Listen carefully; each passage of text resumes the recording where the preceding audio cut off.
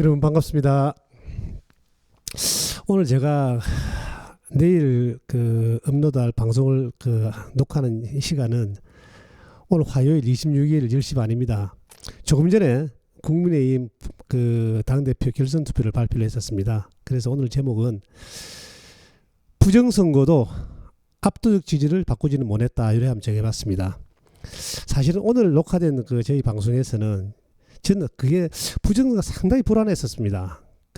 통계 수치도 맞지 않았고 이런 것들이 많았었는데, 그래서 더불어민주당 입장에서는 아마 김문수를 택하지 않겠느냐 이런 생각을 했었습니다. 그리고 또 오늘 결과를 보고 난 뒤에 결정적 패인은, 김문수 후보의 결정적 패인은 저는 이래 봅니다. 최근에 드러난 전한길과 한동훈이 있었을 때 만약 공천을 누구를 하겠느냐 했을 때 한동훈을 하겠다. 그것도 당선 가능성이 높은 지역이 하겠다. 그게 아마 강성 강성 국민의 지지자들이 연장에 불을 지른 게 아닌가 이런 생각을 합니다. 그래도 조금 전에 김문수 후보가 승복 연설이 있었고 장동희 후보의 수락 연설도 있었습니다. 그래도 투표 결과를 보면 사실은 전한길 지지자들 통계나 아침에 말씀드린 통계가 전부 다 어떤 식으로 났다면, 전한길이 한 20만 명 이상 투표했는데도 거기도 보면 12대 88, 다른데 거의 다가 12대 88이에요. 근데 당 투표 한번 보십시오. 거의 차이 없이 갈라지지 않습니까? 이런 거 참 불안한 겁니다. 이게 다음 투표부터는 국민의힘에서는 다시는 이 투표를 갖다가 중앙선관위에 맡기면 안 됩니다. 더불어민주당도 저것끼리 투표를 해서 저것끼리 결과를 발표하는데 이거 간단한 걸 갖다 말로 중앙선관위 맡깁니까? 그렇지 않습니까? 저는 그렇게 봅니다.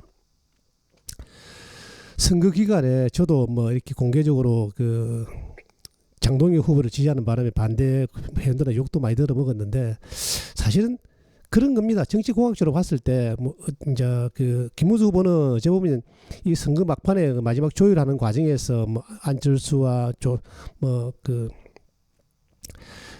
한동훈이나 이런 것들에 대한 정치공학적 접근 방법이 실패의 원인이 아닌가, 한번 이런 생각도 한번 해봅니다. 그러니까 한동훈 후보 장동희 후보는 채널에서 방송할 때 그때 보면 전한길과 한동훈이 누굴 하겠냐고 전한길이 바로 답했지 않았습니까? 그걸 그대로 물었을 때 상이한 결과가 났기 때문에 보수들의 마음이 많이 바뀌지 않았나 하는 그런 생각도 해봅니다. 그나마 다행인 것은 제가 예측한 불길한 예감이 오늘부터 좀 사라졌다는 데에서 제 나름의 안도를 좀 찾고 싶습니다. 사실은 장동희 후보를 공개적 지지를 했지만은 이 결과가 이래 나오는 거 아닌가 하는 생각을, 저는 걱정을 좀 많이 한 편입니다. 그래서 투표 결과가 제 예측대로 되지 않아서 저는 마음속으로 참 되게 기쁘고 그렇습니다. 그런데 지금 이제 선거가 이기고 후보가 진열이 갖춰지고 난 뒤에 그래도 아주 할 일이 너무 많은 겁니다. 지금 장동희 후보의 공약대로 지금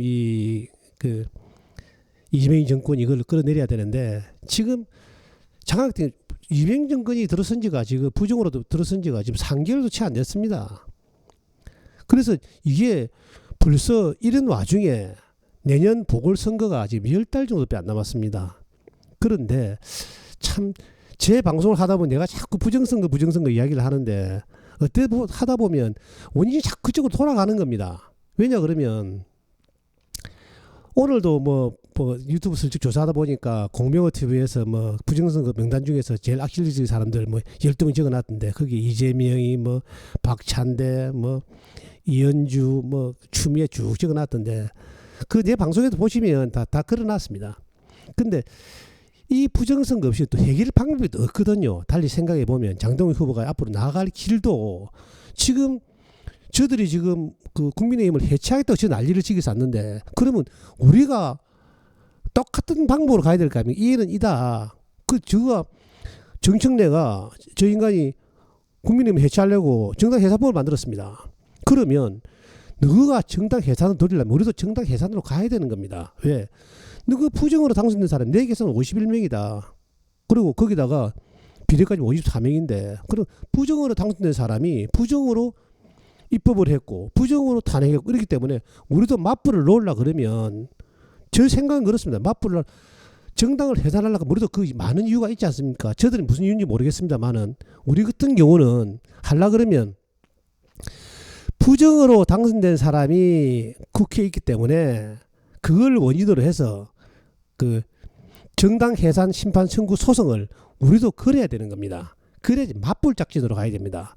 그러지 않고서는 이 혼란한 전국을 헤쳐나갈 방법이 없는 겁니다. 제 생각은 그렇습니다.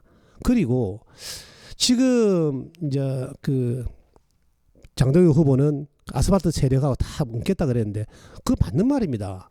지금 저도 생각에 뭐 윤의견이나 또는 그 황교안 총리 세력이나 또는 저 뭐 세이브 코리아나 또는 뭐 광화문 세력이나 이런 것들이 전부 다 한 가지 공통 분모를 가지고 있습니다. 그게 뭐냐 그래? 그 부정선거인 겁니다. 그것만 해결되고 나면 다 해결되는군요. 그러니까 앞으로 보수가 나아가야 할 길이 많은데 우선은 갑자기 들어온 뭐 얼마 남지 않은 내년의 지방선거입니다. 근데 생각을 한번 해보십시오. 우리 최근의 경우 대선과 보궐선거를 겪지 않았습니까? 저는 앞으로도 좀 또 장동혁 후보를 만날 길이 있겠지만 저는 그걸 꼭 부탁을 할 겁니다. 내년 지방선거에서는 제가 또 어떤 역할을 할지 모르겠습니다만 내년 지방선거에서는 이 부정선거를 잡지 못하면 또 지게 돼 있는 겁니다. 그래서 마지막 기회라고 생각을 하고 저는 늘 그런 주장을 합니다. 또 내년에는 지방선거에 지방선거 의원도 있고 도의원 선거도 그렇지 않습니까? 그러면 처음에 대통령 선거 때는 제가 제안한 그 선거 방식 그러니까 3,551군데 거기서 한 5명씩 해서 다 카운트를 하자. 그래 되게 되면 선관위가 발표한 자료와 우리가 발표한 자료가 무조건 어긋나게 돼 있다. 왜? 전산 조작이 부풀리는 조작을 하기 때문에 틀리게 돼 있다. 그런데 그게 그때 계산을 해보니까 비용을 한 800억 들어가더라고요. 그 지금 생각해 보면 그 800억 들이지 말고 올해는 그래도 뭐 그 부담스러운 말씀입니다만은 시도위원 선거도 있고 지자체 단체장 선거도 있고 하니까 그들에게 일정 부분을 할애를 해서 거기에서 자동적으로 세도록 그래서 집계를 하도록 이래 하면 부정선거는 지금부터 방송을 해야 됩니다. 내년에 선거는 무조건 세겠다. 이 세력들을 죽이려 그러면 무조건 세겠다 계속 방송을 해야 됩니다. 방송을 하고 떠들고 샌다더라 이래 해야지 제가 디지털 조작을 못 합니다. 그래서 당일에 임박해서 뭐 세겠다 하는 것이 아니고 지금부터라도 저도 지금부터 뭐 다른 방송에 나가시게 되면 꼭 이런 말씀 드릴 겁니다. 다음 지방선거에서는 사전선거를 전국적으로 반드시 카운트하겠다. 그래야지 그 한 곳만 잡으면 뭐 지방선거나 뭐 그 대선이나 총선이나 전부 다 사전선거 비율이 나타나지 않습니까? 그렇다면 이 센다 그러면 선거비율이 폭망할 겁니다. 그러면 봐라 다른 선거도 점검을 한번 해봐야 되겠다 이렇게 말을 할 수 있는 겁니다. 그래서 저는 일단은 그 대투쟁을 강하게 밀어칠 장동혁 후보가 돼서 참 기쁘기도 하고요. 그리고 이재명 정권이 내란으로 집권 잡은 이제 3개월밖에 안 됐습니다. 근데 국민 여러분 그 어떻게 보십니까? 보시다시피 경제 폭망에 인사 폭망에 외교 폭망에 안보 폭망에 지금 이재명이 미국 가가지고 뭐 했습니까? 제대로 대접을 받습니까? 사람 대접 못 받는 것 같아요. 이재명이 뭐 했습니까? 30분 면담에 30분 도시락 먹고 끝났습니다. 그 비밀회담의 내용 저도 아직 모릅니다. 근데 비밀은 없거든요.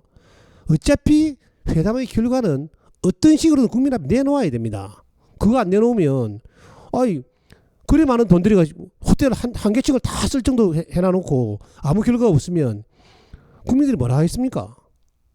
그런 걸 봤을 때 지금 이 정권이 사실은 선거 내란으로 집권한 거 아닙니까? 선거 내란으로.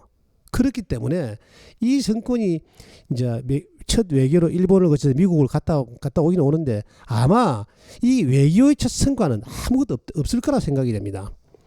그러면 그럴수록 그 국민 저항운동이 커질 것이고 거기에 더 붙여서 그 한 가지 더 제안을 드린다 그러면 지금부터라도 다음 지방선거에는 반드시 사전선거를 카운트하겠다.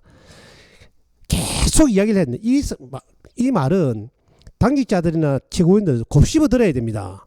그렇지 않으면 우리가 투쟁에서 주도권을 가져올 수가 없습니다. 그거부터 해놔놓고 그 다음에 뭐 각종 정책의 부정방향 이런 걸 드러내야 됩니다. 벌써 보십시오. 노란봉투법 생기고 나서 벌써부터 현대조선, 삼성 그 하청업체들이 투쟁을 예고하고 있지 않습니까? 이거 어찌할 겁니까 이거? 어째 보면 하청업체가 본청을 상대로 노조 투쟁을 선언함으로 인해 가지고 노노 간의 갈등이 더 클 수가 있습니다. 이거는 안 그렇습니까? 노노 갈등이 훨씬 더 커질 겁니다. 아마 그런 것들을 보면서 그나마 얼마 전까지만 해도 또 그 김문수 후보의 그 별명이 김대화였습니다. 처음 대화로 풀다 그래가지고 그나마 다행히 장도국 후보가 돼가지고 앞으로 그 대여 투쟁을 강화한다 그러니까 이 강화할 시에 반드시 거기 선두에 서야 될 것이 그 선거 내란으로 집권한 이재명 정권을 향해서는 다음 선거는 사전선거 반드시 우리가 카운트하겠다. 이분은 이런 부분에 대해서는 명확히 해야 됩니다. 그래야지 부정도 막고 국민이 가야 될 길을 바로 보여줄 수 있는 겁니다. 이거 국민들 상식적으로 많이 알고 있습니다. 그래서 저도 최고위원 그 회원들 만나면 이야기를 할 것이고 그 당원 여러분들도 뭐 그 지방 의원이나 또는 국회를 만나거든. 다음 선거에는 사전선거는 반드시 세자. 그걸 공론화 해가지고 프랭카드 걸고 내 걸면서 그 다음 다른 투쟁을 병행해 나가야지 우리가 이 선거부정 집단에 대해서 대공세에서 우리가 압도적으로 이길 수 있다. 이런 생각을 하면서 오늘 방송을 마치겠습니다. 고맙습니다.